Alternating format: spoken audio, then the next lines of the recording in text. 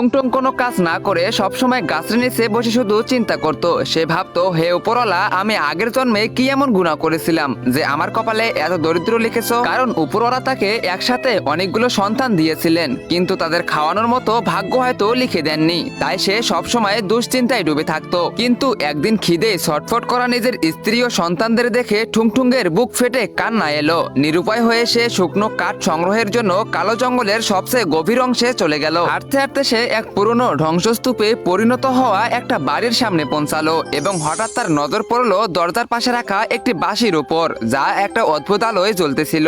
বাঁশিটি দেখেই তার মনে হলো হয়তো এর সুর শুনলে মনের কষ্ট একটু কমবে। সে বাঁশিটি তুলে নিল এবং খুব সুন্দর একটা সুর বাজাতে শুরু করলো। বাঁশির শব্দ বাতাসে প্রতিধ্বনিত হতেই এক অলৌকিক ঘটনা ঘটলো। ঠুংঠুঙ্গের চারপাশের শুকনো গাছগুলো হঠাৎ সবুজ হয়ে উঠলো এবং মুহূর্তের মধ্যেই ফলে ভরে গেল। এটি দেখে ঠুংঠুং অবাক হয়ে গেল। সে নিজের প্রয়োজন মতো কিছু ফল ছিঁড়ে একটি ঝুড়িতে ভরে বাড়ির দিকে রওনা হলো। বাড়ি ফিরে সে তার স্ত্রী ও সন্তানদের নিয়ে প্রথমবার পেট ভরে খাবার খেলো। সেই দিনের পর থেকে ঠুংঠুঙ্গের আর কোনো কিছুর অভাব রইল না। এখন সে শুধু নিজের জন্য নয়, গ্রামের গরিবদের মাঝেও খাবার বিলিয়ে দিত। কিন্তু একদিন এমন হলো, যখন ঠুংঠুং বাঁশি বাজিয়ে শুকনো গাছকে জীবিত করতেছিল, তখন গ্রামের এক লোভী লোক রাকা এই দৃশ্য দেখে ফেললো। সে মনে মনে ভাবলো, যদি এই বাঁশি আমার কাছে থাকতো তবে আমি আমার ক্ষেত সবসময় সবুজ রাখতাম আর পৃথিবীর সবচেয়ে ধনী মানুষ হয়ে যেতাম। আর তখনই সে চুপি চুপি ঠুংঠুঙ্গের কাছে গেল এবং হঠাৎ লাঠি দিয়ে তার মাথায় আঘাত করলো। ঠুংঠুং জ্ঞান হারিয়ে মাটিতে লুটিয়ে পড়লো আর রাকা বাঁশি নিয়ে সেখান থেকে পালিয়ে গেল। তো গাইস, এরপরে কি হয়েছিল তোমরা সেটা দেখতে পারবে পার্ট 2 তে।